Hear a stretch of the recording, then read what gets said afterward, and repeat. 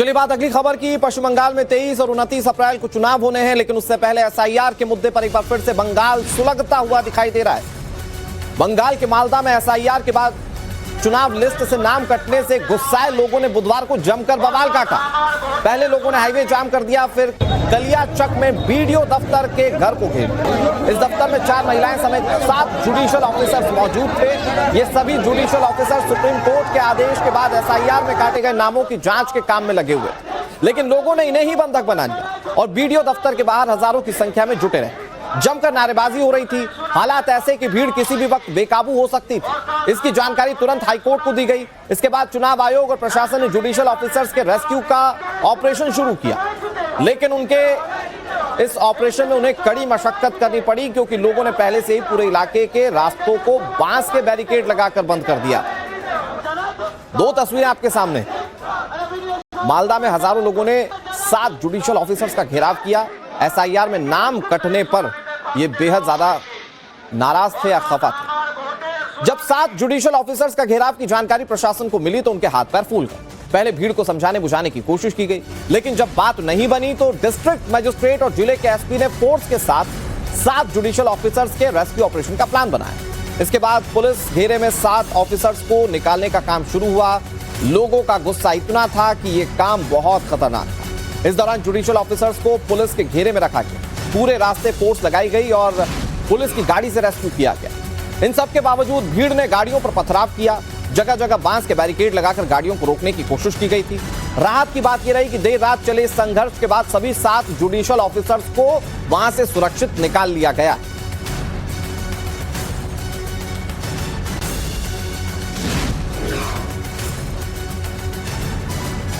सात judicial officers दर्शकों, ये सोचिए जरा कि वहां पर बड़े अधिकारी मौजूद थे और उनको घेर लिया गया।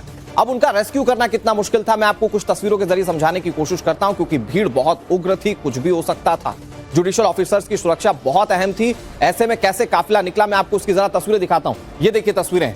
यहां पर जैसे ही प्रशासन को पता चला, जैसे ही हाईकोर्ट तक बात पहुंची, उसके बाद रेस्क्यू ऑपरेशन शुरू किया गया। कैसे? यहां पर एक ग्रीन कॉरिडोर बनाकर, एक रास्ता अलग से बनाकर यहां से सारे ऑफिसर्स को निकाला गया। ये आप गाड़ी जो देख रहे हैं, इसको अलग तरीके से पुलिस सुरक्षा घेरे में निकाला गया था। बड़ी बात यह थी कि इन गाड़ियों पर भी पथराव हुआ। कुछ गाड़ियों के शीशे टूट गए, जो कि आप इन तस्वीरों में देख सकते हैं। ये देखिए, ये कांच टूटे हुए हैं, ये शीशे टूटे हुए हैं, और इससे आप समझ सकते हैं कि कितना खतरनाक रहा होगा वहां से जुडिशियल ऑफिसर्स को निकालना।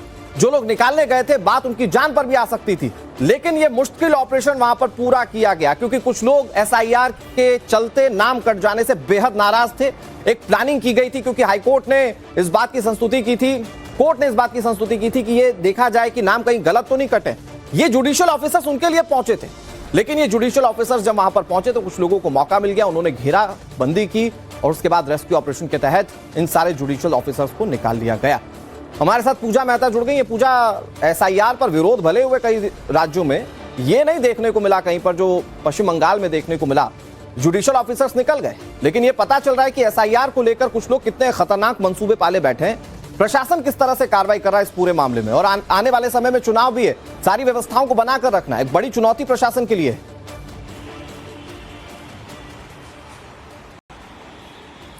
बिल्कुल, जैसा कि आप भी कह रहे थे कि किसी भी राज्य में ऐसा हमने पहले नहीं देखा है कि जुडिशियल ऑफिसर्स को बंधक बनाए रखे स्थानीय लोग। कल हमने देखा मालदा के सुजापुर से लेकर कालिया चौक तक नेशनल हाईवे पर घंटों तक जो है, रात भर तक जो है चक्का जाम किया गया।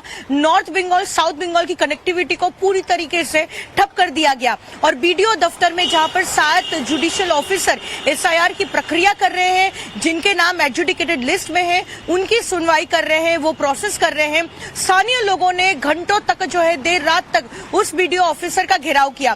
लेकिन पुलिस प्रशासन पर यह सवाल उठ रहा है कि आखिरकार बीडीओ दफ्तर के बाहर इतनी बड़ी संख्या में उन्होंने लोगों को इकट्ठा क्यों होने दिया, और क्यों घंटों तक जो है वहां पर बंधक बनाए रखा गया ये स्थानीय लोगों की तरफ से। और उसके बाद जब इनको निकाला भी गया, जो तस्वीरें हैं वो बेहद हैरान और परेशान करने वाली है।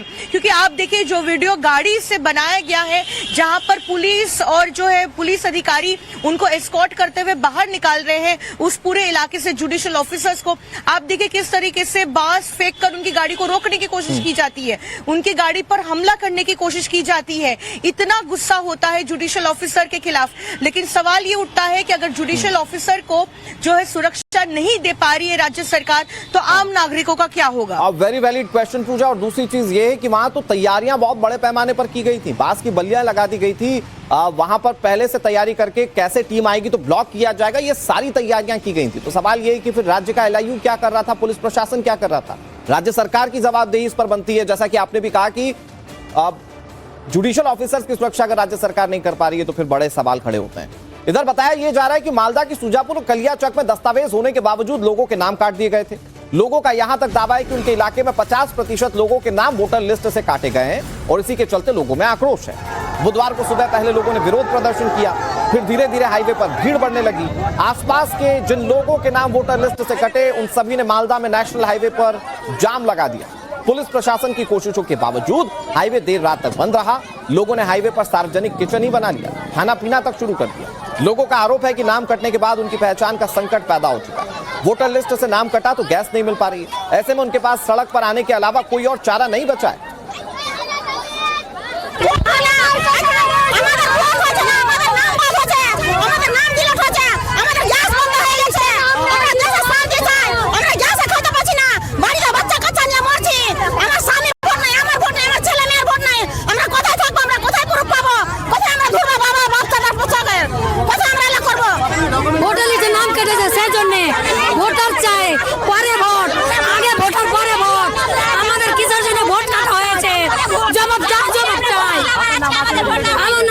আমার নাম ডিলিট করে দিয়েছে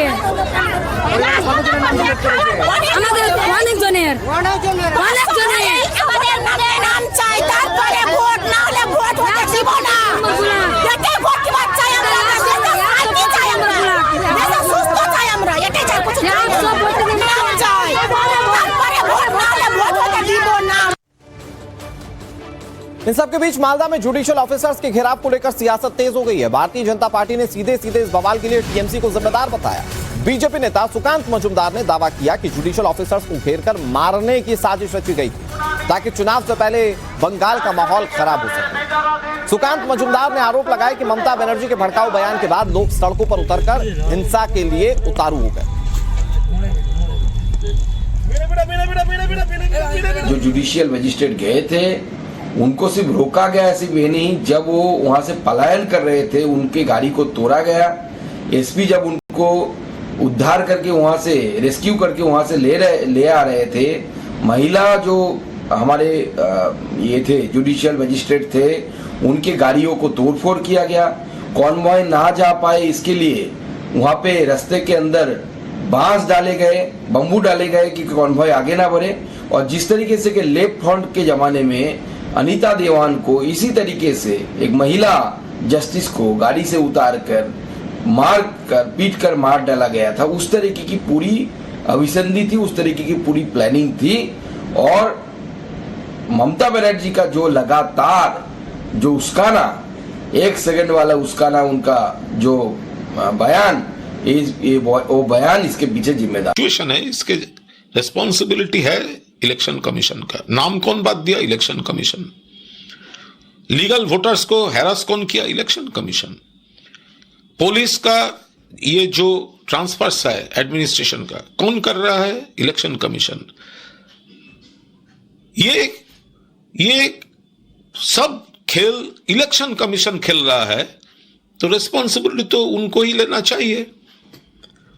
और रही बात ये एजिटेशन का, ये भाजपा का स्पॉन्सर जो 2-3 फोर्स को वो लोग करते हैं, ये वोट आ रहा है तो 2-3 पार्टी जो वो करता है उससे ये काम करा रहा है थोड़ा इशू बनाने के लिए।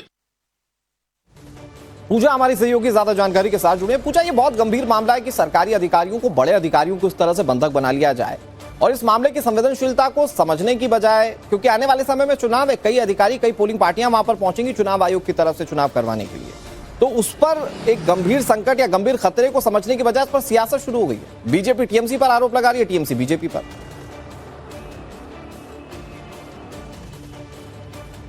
बिल्कुल, लेकिन इस बीच में आपको एक बड़ा अपडेट दे देती हूँ कि इलेक्शन कमीशन ने पश्चिम बंगाल के डीजीपी से इस पूरे विवाद पर जो है एक रिपोर्ट मांगी है। मालदा में जो घटना घटी है इस पर रिपोर्ट मांगी गई है, तो आज पश्चिम बंगाल के डीजीपी को रिपोर्ट सबमिट करनी होगी। साथ ही कलकत्ता हाईकोर्ट को भी जो है इन्फॉर्मेशन दी गई है कि जुडिशियल ऑफिसर को घंटों तक जो है इसी तरीके से बंधक बनाया गया। लेकिन जैसा आप कह रहे थे कि यहाँ पर आरोप प्रत्यारोप का सिलसिला शुरू हो गया है, जहाँ एक तरफ बीजेपी नेता ये कह रहे हैं कि तृणमूल नेताओं की तरफ से लगातार जो है उकसाने वाले जो है कमेंट्स किए जा रहे हैं और इसी वजह से ऐसी घटना घट रही है और पूरे प्लानिंग के तहत जुडिशियल ऑफिसर को बंधक बनाया गया। वहीं दूसरी ओर तृणमूल कांग्रेस के जो नेता है वो फिलहाल पूरा इसका ब्लेम जो है इलेक्शन कमीशन पर डाल रहे हैं। कह रहे कि चुनाव आयोग ने जो पुलिस अफसर है उनकी बदली की, ट्रांसफर ऑर्डर इशू किए, तो ऐसे में जो भी होता है उनको जिम्मेदारी लेनी होगी, क्योंकि एसआईआर फिलहाल जो है चुनाव आयोग करा रहा है और राज्य सरकार नहीं।